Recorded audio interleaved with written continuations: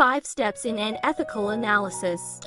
The recommended procedure for analyzing ethical cases is to apply a variant of the design problem-solving loop.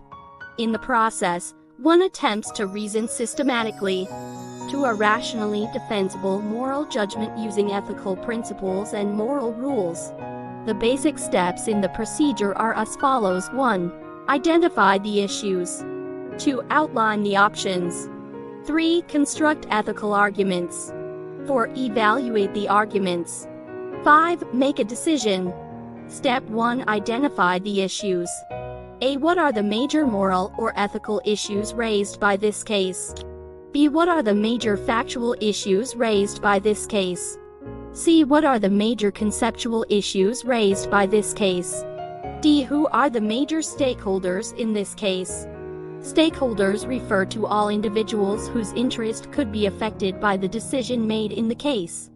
E. How the issues are in this case related to the application of technology. Step 2. Outline the options.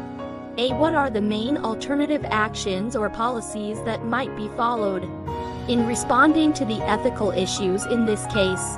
B. What are the major views on the conceptual issues raised by this case? C. What facts are unknown or controverted that might be relevant to deciding this case? May require research to determine some facts.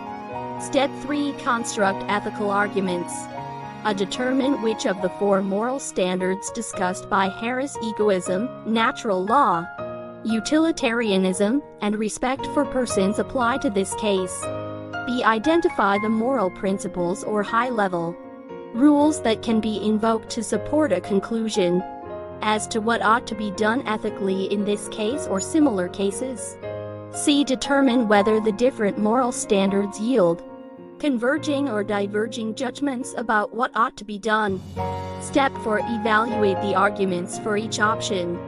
Weigh the ethical reasons and arguments for each option in terms of their relative importance, assigning weights to each consideration where very important consideration, somewhat important consideration, a consideration of the only minor importance.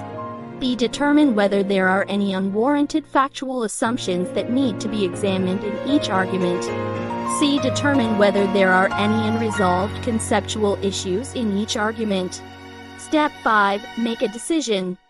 Decide which of the identified options you would recommend or judge to be the ethically best way to deal with the issue presented in this case, based on which option has the strongest ethical reasons behind it.